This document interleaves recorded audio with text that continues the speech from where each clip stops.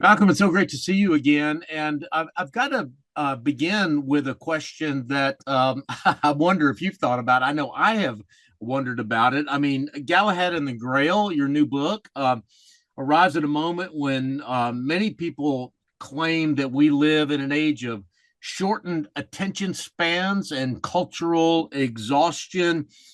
Irony seems to be the order of the day for a lot of modern and postmodern literature. And yet, you have written this epic poem rooted in medieval imagination. Why do you think it's resonating so deeply right now with people? Well, it may be for the very reason that we've been serving people thin gruel and shortened shoddy fare on the assumption that their attention span is diminishing. And maybe it's diminishing because what's offered to their attention is of diminishing quality. And I think people have deeper resources and deeper reservoirs of both attention and reception and I think spiritual resonance than they're given credit for. When I was right at the beginning of trying to, say to myself, okay, now or never, if I don't write this, nobody will, and I know it needs to be done. Contra mundum, as I thought, against all that, against the very things, the sneering, the irony, the diminishing attention spans, the constant ridicule and parody of anything that might have once been. I thought, why am I even doing this? I mean, the answer is precisely because of that. But here was the thing that gave me hope. It was at the time when her late Majesty died, and it was a really quite a seismic event. And something extraordinary happened. The Queen was lying in state in London, with the bright crown, the best of set aside for a greater and heavenly crown. Her body lying there, the guards with their swords drawn and breastplates. And it was possible for the general public to just file past in silence and be present in this kind of sacred place, in Westminster Abbey.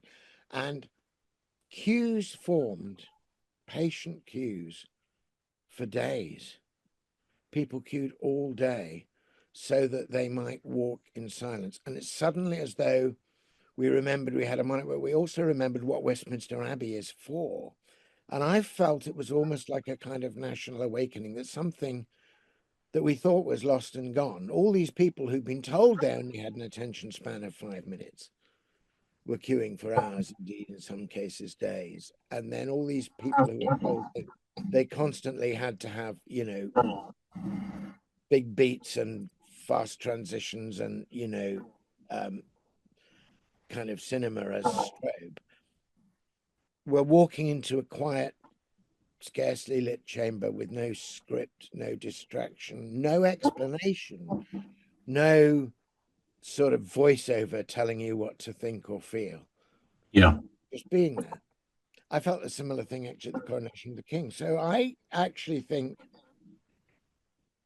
the idea that we have a diminishing attention span and that we haven't got the time or patience for really good art or for a well-told story spanning a long thing, I think that's not true. Or if it is true, the diminished span is also shallow, and underneath those shallows is a depth. And obviously, if you think about the success of something like The Lord of the Rings, which is, the great, what Tolkien's publisher wanted after the success of The Hobbit, they wanted within the next year and in time for the next Christmas, The Hobbit 2. They wanted it served up as a formula. And when Tolkien started writing it, he and his friends called it The New Hobbit. And then he suddenly realized he had something far deeper and more important to do. Right. And they had to wait nearly 20 years for the sequel. Right. Right. But boy, was it worth waiting for. Oh, So, yeah. I'm doing this precisely because it is, as they used to say about, say, Saint Athanasius, it's contra mundum, it's against the world as it is now, Yeah. because I think our only way out of our many present impasses is a kind of right remembering. Well, Malcolm, since you brought up Tolkien and a right remembering, I'm going to ask a question along those lines. I was going to say for later, but I'm going to go ahead and move it up till now. Is that your work stands consciously in conversation with it seems to me at least, Tolkien and Eliot and Coleridge and Oh, C.S. Lewis. absolutely. Yeah, And I understand tradition as I mean, people sometimes say to me as a poet, or just as a writer more generally, oh, aren't you afraid of the blank piece of paper when you sit down to write? And I have to say, what blank piece of paper? There is no blank piece of paper. We are in the midst of a long story and a long tradition. You don't become a poet until you've read and absorbed lots of poetry. And what you're listening to is the long conversation between poets. And at some point, you have the temerity to interject something and to join in the conversation. But you can only join in the conversation if you've heard it and know what it's about and know in what kinds of terms and language it can be addressed. Now, that isn't to say that you simply slavishly repeat the past. I mean, there's a very great essay by T.S. Eliot um, called Tradition and the Individual Talent, which right, basically deals with all that area. And he says a really interesting thing. He says, in order to write, you have to have the whole course of European literature and indeed classical literature in your veins. But he says the poet must be aware not only of the pastness of the past, but of the present moment of the past, the way that past suddenly becomes present. And he says that every new writer who understands the tradition, even if they appear to be completely innovating, if they're still, they actually alter all the relationships of the other writing in that tradition. He says, poetry comprises a simultaneous order. We may read poets in chronological order, or so we may the poets exist in chronological order. So Dante comes before Eliot, right? But that's not necessarily the order you read them in. And when a right, great yep, poet sets up a connection with it, I'll give you the example of Dante and Eliot's happens. So I was probably about 15 or 16 when I read The Wasteland, and I hadn't read Dante. So I was reading The Wasteland, getting some of the illusions and not others. We read it in school and it was wonderful. We all did it in parts. The teacher didn't try to explain it, he just let us savor it, right? Eliot said poetry communicates before it's understood. So there's a bit in that poem where it's describing the rush hour in London on a bleak, foggy, it calls it, unreal city under the brown fog of a winter's dawn, sighs, short and infrequent or exhaled, and describes these people walking along to their jobs, right? And he looks at them all, these kind of rush hour commuters, and he says, so many, I had not thought death had undone so many. And I got that in one level. Like I thought, okay, this is like existence, not living. This is like the living dead. This is we turned ourselves into contact. I got all that, right? Now, years later, I'm a student at university thinking I should finally get around to reading Dante and I should read the translation by Carey that all the poets read. And you get to the amazing moment after Dante's gone through the gates that say, abandon hope, all ye who enters here. He gets his first sight of the dead. And his first sight of the dead are the souls in limbo, who've neither sunk, done a depravity significant enough to sink to hell, nor done any good deed. They've just gone round in circles in their life. And he sees this great throng of people going round and round in circles, getting nowhere. And he looks at them and he says, so many. I had not thought death had undone so many. And when I read that, I was going, oh, great T.S. Eliot reference there, Dante, And then I had to bring myself, because I thought that's fantastic. That allusion to the city commuters at this point in the poem is fantastic. Then, of course, I had to say, wait a minute, no. Then I had to impose the chronology.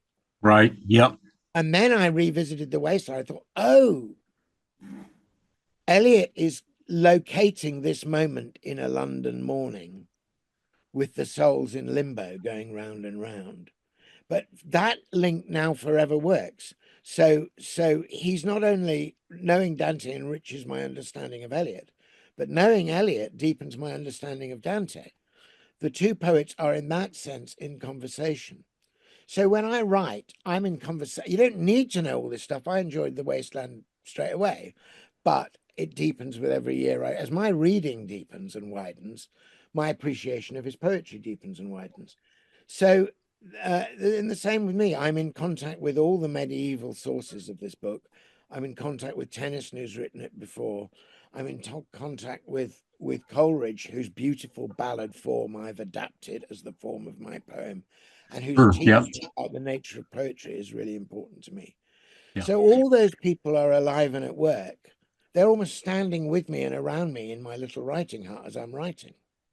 Well, it seems to me, Malcolm, that it takes both and correct me if I'm wrong in this, but it takes both a tremendous amount of humility to kind of sit in their company, right? I mean, these are the greats of the These are the English greats. language Yeah, yeah. going back, and not just English. You mentioned Dante. I mean, going back, 1,000 years, really. Yeah, well, I can go back further. I mean, my book is called Merlin's Isle and Arthuriad. That's the title of the whole thing. The first volume Right. is, well, okay, well, Arthuriad is itself a play on or an allusion to the word Aeneid, and an Aeneid, when Virgil wrote it, was a reference to the Iliad. So those are two epic poems. I mean, Homer, or whoever Homer really was, the last proto-redactor of the Iliad. Right. Yeah. Yeah. The bard. We won't Yeah. go there. But the Iliad sets out a certain template of what an epic poem is. Right. And 1,000 years later, Virgil is going, we need some of this in Latin, not just in Greek, even though a lot of his contemporaries knew Greek and all knew the Iliad. So he goes, I'm going to write the Aeneid. And that poem then has a massive influence on the whole of European literature. So when Dante comes to write his great Divina Commedia, or just the Commedia, he called it was Boccaccio who called it the Divine Comedy. Mm-hmm. Who does he ask to help him? Who does he meet before he can even start? He meets Virgil. Yeah. And Virgil becomes his guide for his Right. poem. And there's poets separated by language and by hundreds and hundreds of years. But in the imaginarium, in the poetic space, these poets can walk beside one another and have a conversation with each other. And Dante, in that sense, models the simultaneity in the mind of the reader of all poetry. Yeah. Well, the question that I was getting to in all of that, and I am so grateful for that sort of illumination of this idea of standing in conversation with folks that go back thousands of years. But I guess that would engender some humility, knowing that you're in the presence of greats. But Yeah, you've also, as you use the word temerity, it does yeah, take a certain temerity to join that conversation, doesn't it it? And does. And to that's why you have to, I mean, yes, you have to be in awe of these writers and learn from them, and they are the masters, and you're sitting at their feet.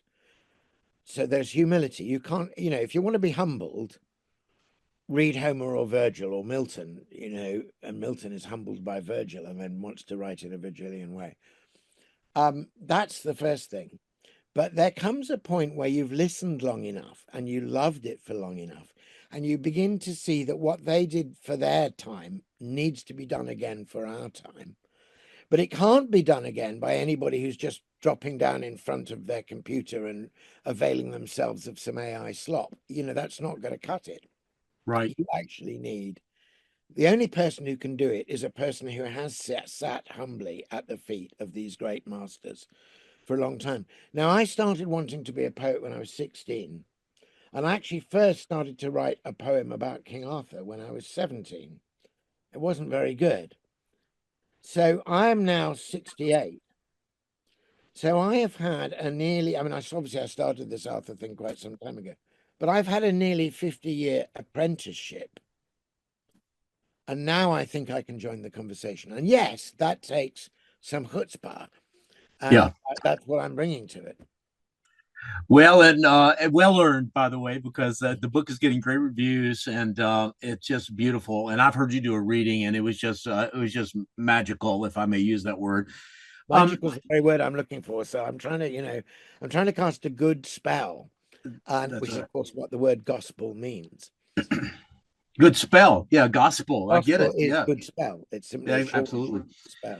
Well, Malcolm, I want to pivot just a little bit in our conversation. And your poetry often insists that beauty is not merely decorative but revelatory, Yes, and absolutely. that it has a relationship, the good, the true, and the beautiful. These are three qualities that don't exist independent of the other, that they are Yeah, indeed, one integrated. might anticipate the Trinity and say these three are one, or at least say, as Plato, who first articulated that triad of the true, the good, and the beautiful, that they have, in some sense, a single source. So, And they are given related, clearly, because the good is beautiful. And more often than not, the beautiful is true. I mean, if you talk to great mathematicians, and I've had the chance, fortunately, by being a fellow of a Cambridge college, to have conversations with serious mathematicians and you know cosmologists and physicists. The late great Sir John Polkinghorne uh, once said to me that when you are looking to solve a mathematical problem in relation to the mathematics that underlines your physics, various solutions may suggest themselves, and invariably it is the elegant solution that turns out to be the right one. That there's a beauty even in that. So the beautiful is often a clue to the true, and it's certainly a true to the good. So there's a fine philosopher. I think she was at Harvard. I don't know if she's still at Harvard. Elaine Scarry. I heard her come to Cambridge to give a series of lectures, and the other Cambridge, the real Cambridge. Anyway, she she made a really interesting observation, which had never occurred to me.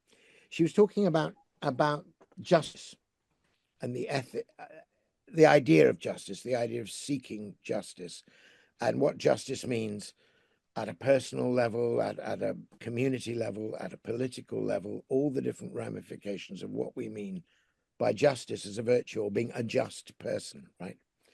And she said, there's another English word that we use much more commonly, and that's fairness. And one of the first things a kid will say, if a child's first awareness of injustice, which shows even if they're treated unjustly, a child certainly knows it, and they shout, "That's not fair." exactly, yep. And that shows, that there is a Platonic idea of justice. Even if the child has never been treated justly, they know that they're being treated unjustly. So the child says, "That's not fair." And Elaine Scarry pointed out that the English word fair simultaneously means beautiful and just. We Oh, speak of wow. a fair maiden and a fair view. It was a fair dawn that day. And that's because justice is beautiful. And it follows that injustice and oppression are ugly.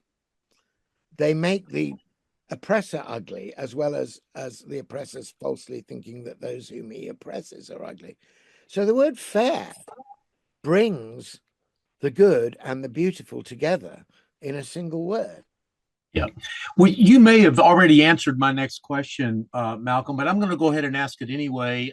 In the event that you might have even more to say about it, is that if what you're saying is true, and I believe it is, that it it seems to me then that poetry or beauty in poetry and elsewhere um, can disclose truth to people that journalism or logic or Yeah, argument or yeah, even sound doctrine and theology cannot. Do I have you yeah. right in that?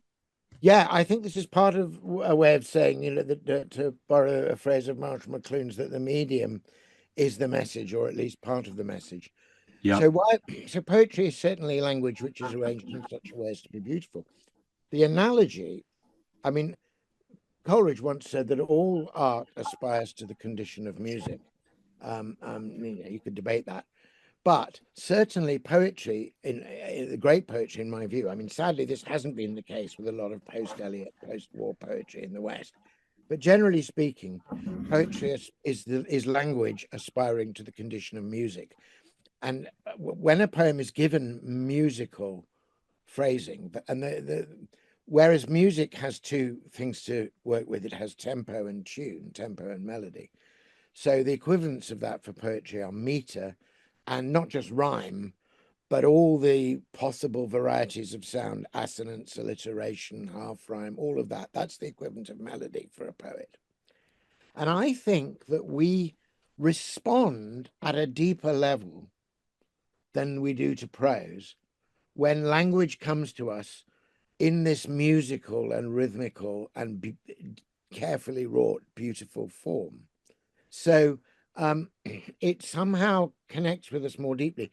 A modern analogy that might be helpful would be to think about the score, the musical score and music for a great film. You're not paying direct attention to the music. You're actually letting the filmmaker tell you the story. You're absorbed by the beauty of the images. You're caught up in the narrative. But all the while in the background, this music is speaking to your heart as well as your head and deepening your response. And if you try looking back at some of the great passages of film that you've loved and returned to and turn off the music, it suddenly seems quite flat. You think, well, what happened? But this was so deep, it was so rich, but the music was Right. certainly, if you think of Howard Shaw's score for The Lord of the Rings, that'd be very much a case in point. So much so that there are now events where people will go into a concert hall with a full orchestra and watch the film while the music is played live. So now to return to poetry. Poetry is a form of art, and in my case, narrative poetry. It's a form of storytelling which carries its own score, its own music with it. And the music is working on you in one way, complementary with the way the story is working on you, and is deepening and heightening your response to the story and the images. That's why it's really important to me. I mean, obviously, you might say it's easier to write prose than it is to write poetry, but there are certain things which need to be said in poetry.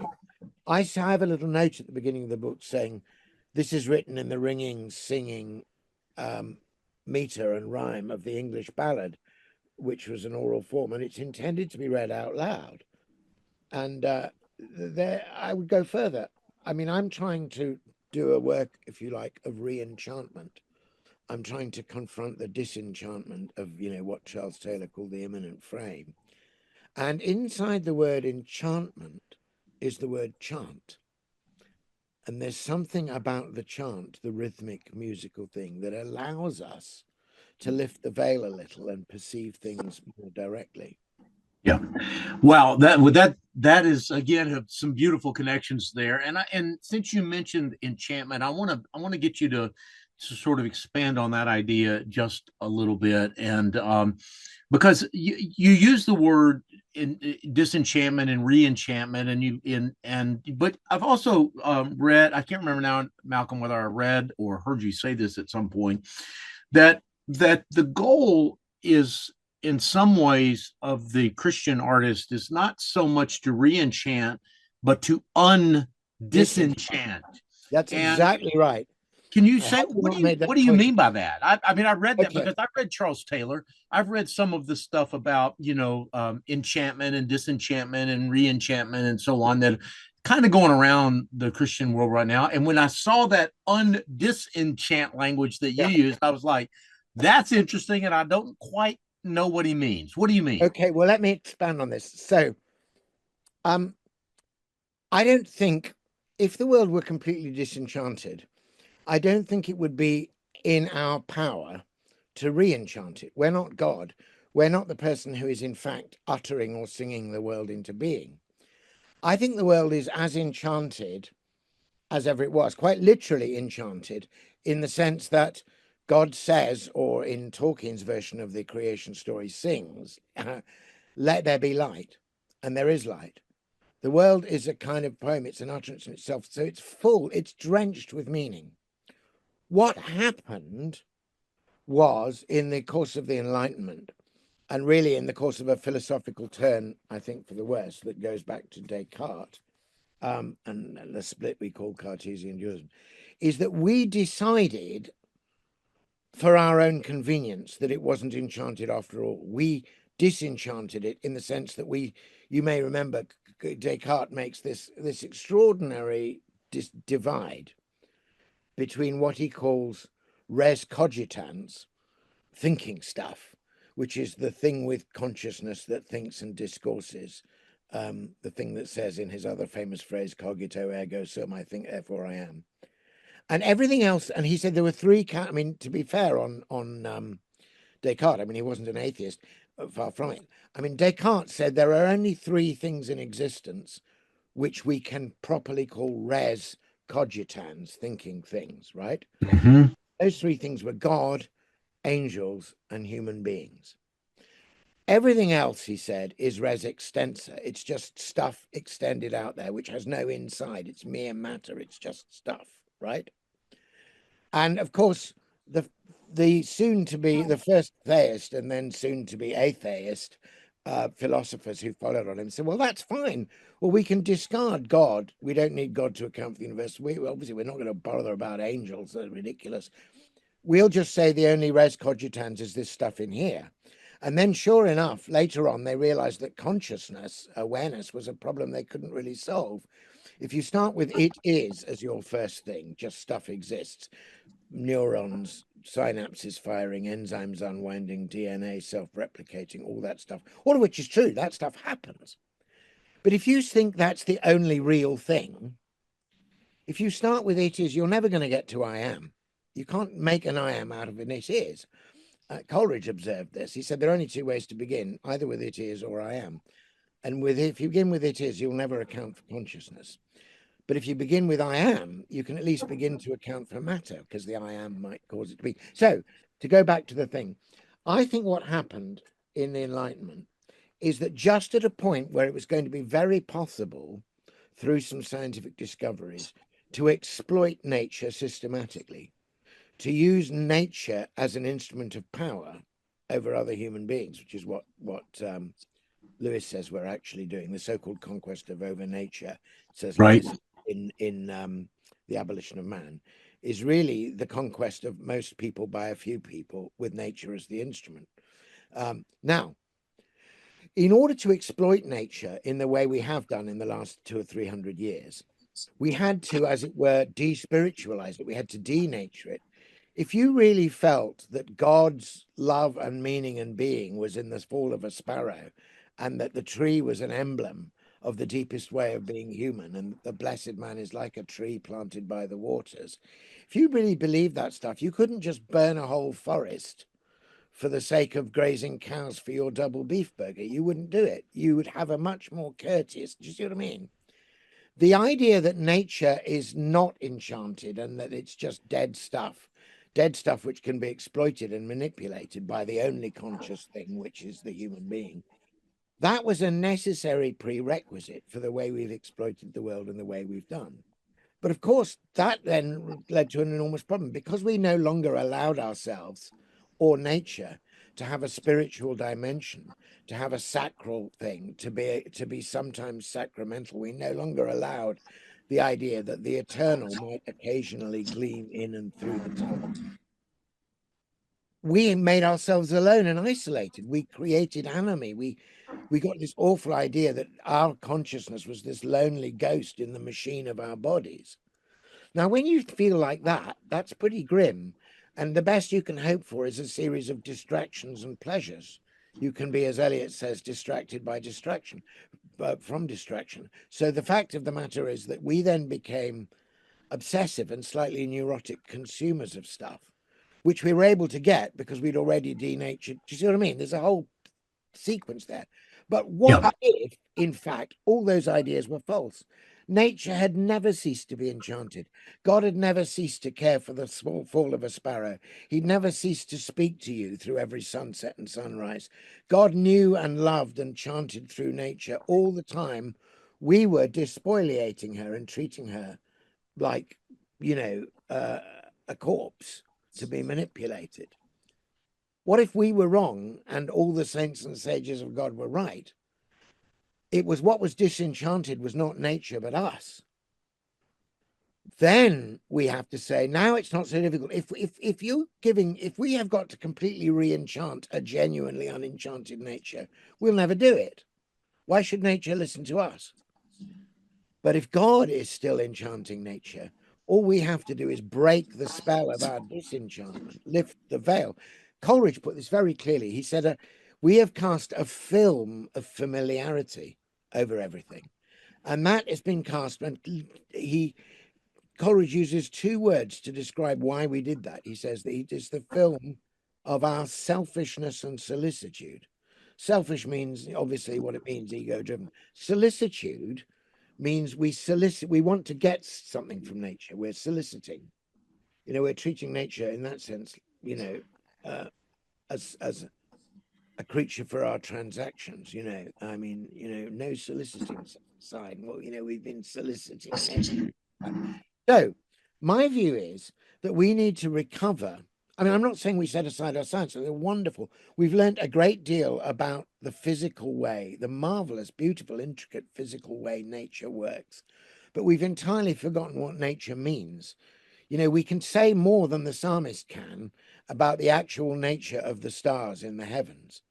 But the psalmist knew something we've forgotten, which is there at the beginning of Psalm 19. The heavens declare the glory of the Lord, and the Right. firmament goeth forth his handiwork. And he goes on, they're communicating. Night unto night uttereth speech, although there is no language with them. So Coleridge recovered that. He recovered it when he wanted his child to grow up in around nature. I mean, he was not a pantheist. He was a theist. So when he says, "Thou, my child, shall wander like a breeze by lakes and sandy shores beneath the crags of ancient mountains, so shalt thou see and hear," he doesn't say, "So shalt thou see and hear certain meteorological and geological phenomena which you'll study later at university." He says what he says, which kid might. He says, "So shalt thou see and hear," and this is what he says: "the lovely shapes and sounds intelligible of that eternal language which thy God utters, who doth teach himself in all and all things in himself, great universal teacher, he shall mold thy spirit and by giving make it ask." Now that's not inconsistent with all the geology and meteorology and everything we can do. It's as though you could take the book where talk about, you could take my Galahad and the Grail, right? And you could weigh it and find out exactly its physical weight. You could count the pages. You could do a chemical analysis of the actual paper itself. You might even be subtle enough in your spectrography to work out what individual trees the paper came from. Who knows? You could do the chemistry of the ink and the geometry of the letters and a statistical study of the frequency with which certain letters were repeated. And you could spend a couple of years accumulating a huge body of knowledge about that volume and never once know that it was a poem to be read aloud and full of meaning. But if I walked into your laboratory and picked the book up, if there's anything left of it, and started reading it to you, you say, "Oh my God, it means something. It's a poem. I didn't know there was a poet behind it. Now I know what it's. Now that would not in any way gainsay or undo any of the useful things you'd found out. And in fact, your statistical study of the frequency of the letters might really help you in understanding the art of the poem and the way the rhymes and the alliterations work. So you might have some useful knowledge there, but only useful if you know it's a poem. So in my view, the cosmos and you and I each in it are all parts of a great poem which God is uttering, because he is the word through whom all things were made. And we've simply forgotten to listen for the poet because we've been too busy analyzing the paper on which the poem is written. So I'm just trying to wake us up. And that's what I mean by undisenchanting ourselves, allowing ourselves to hear what is already sounding and ringing through the world, did we but know it. Malcolm, I'd like for you to read a portion of your book, if you're will. Do you have a book there with you? A copy of the I book do with you? indeed, yeah. There's an opening, the opening of the book. I guess you could call it the prologue, Where I the get the job. The muse tells me to take up the tale. Yeah, the prelude. the where the bard introduces himself, the teller of tales introduces himself to his audience. But before you do that, there's one final question. Maybe, well, actually, it's not the final question. I got one more after you read. Yeah. But before you read, um, and I don't want to stretch the rubber band too thin, but in your discussion of enchantment, disenchantment, reenchantment, undisenchantment, there is a fine, in some ways, a fine line we have to walk, right? I mean, we understand as Christians that creation proclaims the glory of God, and yet we are not pantheists. We are not panentheists, right? No, We are. yeah, when no, that's right. But that's the point. Yeah, I mean, I've sometimes seen that very quotation I gave you from Coleridge's "Frost at Midnight" Yep. cited in little guides to English literature as evidence of Coleridge's alleged pantheism. I mean, he was not a pantheist. Um, uh, Wordsworth was probably a pantheist. So what does he actually say? He says, "So shalt thou see and hear the lovely shapes and sounds intelligible of that eternal language which thy God utters." Now, the cognate of utter, the word utter and the word outer are related, because to utter is to make the inner outer. And in fact, Coleridge said that's the essence of poetry, to make the inner outer and the outer inner. Now, the language which thy God utters. So pantheism, strictly speaking, says God is everything that is. It says pan, everything, and theos are one thing. That is exactly what he is not saying. Yeah. Because I've been uttering to you, and you've been uttering to me, and our words are being recorded, and our share and will be shared with others.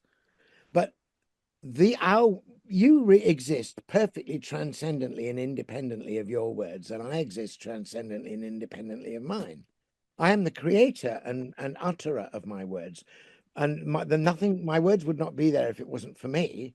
And I express the meaning of who I am through my words, but I remain utterly transcendent of my words. So I think the transcendence of God is completely preserved in the analogy of creation as a poem or an utterance or a song. And it's not what it's not preserved in is the idea of God in everything. I mean, when he says, the lovely shapes and sounds intelligible of that eternal language, which thy God doth utter, who doth teach himself in all and all things in himself. Now, himself in all and all things in himself does not mean I am the world. Yeah. It means there is nothing in the world which I have not spoken into being, and therefore there is nothing in the world in which you will not find me if you look. Well, that was super helpful, and the real spirit of my question, though, Malcolm, is this: that in the Arthurian legends, there are both deeply Christian ideas and pagan ideas and you yourself just said that Coleridge was misunderstood. He was accused of being a pantheist when in fact he was not. How did you sort of modulate Yeah. those ideas in the Arthurian legend to? Well, in a sense, I didn't have to do that because I was looking at the really earliest and therefore fully Christian versions of the Arthurian stories. And the entire point of those was precisely to bring to the light of Christ all these now we've obviously got two worlds meeting, you know. On the one hand, all the adventures are marked by days in the liturgical calendar. The great oath the Knights of the Round Table take is at Pentecost. The story of the Gawain and the Green Knight happens during the 12 days of Christmas. The sword in the stone appears on Christmas Day in the midst of the Christmas Mass. And yet we have Ladies of the Lake. We have Merlin, who is clearly a kind of druidical figure. And we have stories that must have a pre-Christian origin. What happens in the medieval tellings, and this has all been airbrushed out of the modern versions. This is why some modern Christians are, I think, a little suspicious of the supernatural or magical elements, because they don't know that these stories were told precisely to baptize those elements. So you bring everything to the light of Christ, and some things are waiting for Christ and will be fulfilled by Christ, and other things will fall back away from his light because they're not of him. It's exactly like Paul in Athens in Acts 17, when he starts off thinking he's disgusted by all these statues, but the Holy Spirit does a great work of grace in him. Because by the time he opens his mouth at Mars Hill, he says, men of Athens, it doesn't say, I see you're horribly bigot, superstitious pagans in utter darkness. He says, I see in all things you are very religious. As I observed the objects of your worship, I saw this statue to an unknown God. He whom you worship as unknown, therefore him I preached. Now he goes on to say, God doesn't live in statues. So he's got a critique, but he's also recognizing that God has not left himself without witness, that by all, it says in that very same sermon, that by all means they might feel after him and find him. And that actually, he then goes on to quote two Greek pagan poets, one who says, in him we live and move and have our being, and the other of whom says, we are the children of God. Now, both those things are true, and they're true in the Christian revelation, but somehow a pagan poet got there.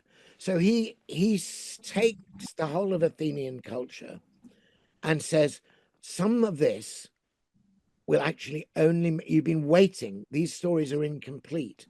They're suggestive, but you don't quite know what they're suggestive of. Yeah. Let me tell you the great story, which will make sense of all your other stories. And, you know, boy, did that have an effect in Athens. I mean, in the end, the prologue to John's Gospel brings the whole of pre-Christian Athenian philosophy and pre-Socratic philosophy, going back to Heraclitus's thinking about the logos, i.e., there must be some kind of word or underpinning meaning or coherence behind all these things. And we'll call it the logos because we can't think of anything else to call it. But one day you discovered actually it's Christ, that in him all things hold together, as it says in Colossians. So the early church fathers believed, and certainly those who converted England in this from the 6th century onwards, and those who wrote the Arthurian stories, believed that Christ, the coming of Christ, would bring to light and complete the old stories. So there were certainly stories of a cauldron of generation. There were stories of a kind of magical vessel. These are pre-Christian stories where if it appeared, it would nourish everybody forever. It would miraculously keep going. And there are also stories of this same magical vessel that you could put in the bones of the dead and they would come out alive again. Magical, mystical stories. A Christian evangelist hears these stories and says, do you know, you're nearly right there, but not quite. But let me tell you the good news. One day, the God of all things poured the very heart of who he is into a vessel, a sacred vessel, and said, this is the heart of me for the heart of you. This will deal with your death. This will deal with your sin. This will nourish you forever. And people are so excited about that they make up a whole story about how Joseph of Arimathea came and brought that very cup. And then they take their old pagan stories, and instead of them telling them about an old cauldron of generation, they tell them about the Holy Grail. Because now those stories have actually come true in history and are reliably there. And that's a moment of great fulfillment. And the very fact that they were pre-Christian stories that gestured in that direction doesn't mean that we should start with a blank thing and say, oh, you guys have been in completely utter darkness. And funnily enough, the omnipresent God was never present with you. Funnily enough, the one in whose mind all things exist, you didn't exist in it. Of course, Christ was there, but he was unknown. Now he's named, and now Yeah. everything comes to a point. They had a story about a sacred spear, the spear of Bron. That finds its fulfillment in the story of the spear of Longinus that pierced the heart of Christ, which is associated in the Hallows and the stories with the Grail. Of course it is. It's the source of the all-redeeming blood of Christ in the Grail. So I didn't have to figure that out. Like, I'm not going back to some pagan stories and saying, gee, how can I give these a kind of cheesy Christian overlay? Not at all. The very reason why we have these stories at all is that good Christians, hearing the pagan folk tales, they themselves made a new story, which was the story of Arthur and Galahad and the Grail, and told it in such a way that it baptized the imaginations of our ancestors. Our problem is that Disney came along and Hollywood came along, and they just airbrushed all that stuff out. I'm not making up anything new. I'm restoring something that was always there for the baptism of our imaginations. Well, in that spirit, Malcolm, would you mind reading the opening lines of your Oh, poem? yeah. I feel like we're in Sorry, danger. I'm giving you longer answers than you might be expecting. That was great. It was fantastic, though I do fear that we're in danger of getting on airplanes and flying to Paris and never actually going into the museum and seeing the Mona Lisa. So let's hear a little bit of the Mona Lisa right now. Okay, so this is the prelude. This is me being told finally to get on with it and take up the tale, but it tells you what I'm trying to achieve. As I walked out one morning, all in the soft, fine rain, it seemed as though a silver veil was shining over hill and vale, as though some lovely, long-lost spell had made all new again. and through that shimmer in the air I seemed to hear a sound, as though a distant horn were blown in some lost land that I had known, that seemed to speak from tree and stone and echo all around. And with the music came these words: Poet, take up the tale. Take up the tale the land still keeps. In earth and water magic sleeps. The dryad sighs, the naiad weeps, but you can lift the veil. From where the waves wash Cornwall's caves out to the White Horse Vale, the lands still hold the tale of old, like hidden treasure, buried gold. Once more the story must be told. Poet, take up the tale. Tale of the king who will return. Tale of the Holy Grail. Tell of old knights and chivalry. Tell of the pristine mystery of Merlin's Isle of Gramarye. Poet, take up the tale. Take up the tale of courtesy. Take up the tale of grace. Revive the land's long memory. Summon the fair folk, let them be. Something of fairy, wild and free still lingers in this place. And then I talk about going up and looking at Glastonbury Tor. And then there's a little thing which also goes started another verse here.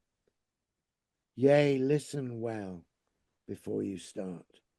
Be still ere you begin. See through the surface roundabout, the noise, the rush, the fear, the doubt.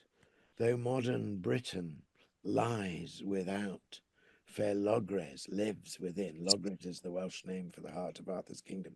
Now this is the undisenchanting, you see. You may yet walk through Merlin's Isle by oak and ash and thorn. The ancient hills do not forget, and you might wake their wisdom yet. Who knows what wonders might be met on this midsummer morn? So, I have taken up the tale to tell it full and free, the tale that makes my heart rejoice. I tell it, for I have no choice. I tell it till another voice takes up the tale from me. Beautiful, Malcolm Guite. Thank you so much for being on the program. I've got one final question, as I said earlier, that I wanted to ask you, and that is that this is the first of a tetralogy of four. Yeah, 4 volumes. Yeah. And the second volume is coming out in the fall of this year. The other two will come out In one will be in the fall of 27, and the other will be in the spring of 28. Okay, so it's going to take a couple of years. I'm assuming you've written the second one. Have you written the third and the fourth? I've written the second one. I'm about a little over halfway through the third one. So I'm over 2/3 of the way through the entire epic. But each of the volumes, I'm doing this as an epic. I mean, I have behind me Milton and Spenser, we talked about at the beginning, and Virgil. So an epic, properly speaking, is 12 books. Paradise Lost is 12 books. So each of my volumes contains 3 books. So books 1 to 3 out now, and so on, books 4 to 6 Oh, out. right, of course, yeah. So it's like The Lord of the Rings. There's 3 physical volumes, but there are 2 books in each volume. It's a 6-book work, The Lord of the Rings. So that's this epic sweep. Aristotle, in his Poetics, when he speaks about epic, says an epic poet should be about gods and men, in my case about the one God and all of us. And he says it should begin in medias res, in the midst of things. So I start at the real heart of it, which is the Grail story. And then basically there's going to be 2 prequels. There's the prequel of the coming of Arthur, and then the other Knights of the Round Table brings us up to where we started. And then the final book is the passing of Arthur and the breaking of the table and the promise of his return. So that's the big arc of the story. But the story itself is broken down into books, and then the books are broken down into separate staves, as I call them, which are little ballads in themselves. So it's broken down into sections that you can easily read and absorb, and you can read one an evening or whatever. And I've also recorded the whole thing. Well, I've recorded the whole of volume 1 as an audible book, an audio book. And what a lot of people are telling me now that they like to do is they like to have the physical book because it's so beautiful. And Stephen Crotts, we spoke earlier about Stephen Crotts, a man of genius, in my opinion, and a really Yep, me too. I agree 100%. exceptional illustrator. I think of him as very much the co-creator of this enchanted world. his illustrations are quite extraordinary. So what a Yep. lot of people are doing is they're getting the physical book, so they're reading with their eyes. And if they don't feel like reading it out loud themselves, they're just listening to the audiobook. So they hear me reciting it and sort of turn the pages and enjoy Stephen's illustrations. And I think that's a great way to do the book. Well, I couldn't agree more. And I haven't heard the audiobook, but I've heard you read some passages, and I've certainly got the book and I've read it myself. So, Malcolm, thank you for the gift of this book. I pray that God will keep you healthy and confident mentally to finish this. Yeah, Um, it's big. It's a got big task. Yeah, got to be a capstone project. I mean, you obviously you've been around for a long time. You've already mentioned, sort of your history as a poet, but I think I would have to consider this the capstone of your career. And yeah, it's very thank you. much. I've published 5 collections of lyric poetry. And the tradition going back to Virgil is that you shouldn't even think about writing an epic until you've proved yourself as a lyric poet. So Virgil wrote the Eclogues and the Georgics, then he wrote the Aeneid. Spenser wrote the Amoreti and the hymns to heavenly love, then he wrote the Fairy Queen. Milton wrote Comus and Lycidas, and then he wrote Paradise Lost. So I'm drawing a deep breath in my 60s and finally thinking I might have worked hard enough and be in the right place to write the poem I first wanted to write when I was 17. Well, may God bless you in that effort, and thank you for what has already come out of that process. And I know I am standing with many who can't wait for the other 3 volumes to come out. God bless you. Thank you. Thank you very much. Great to speak to you, Warren.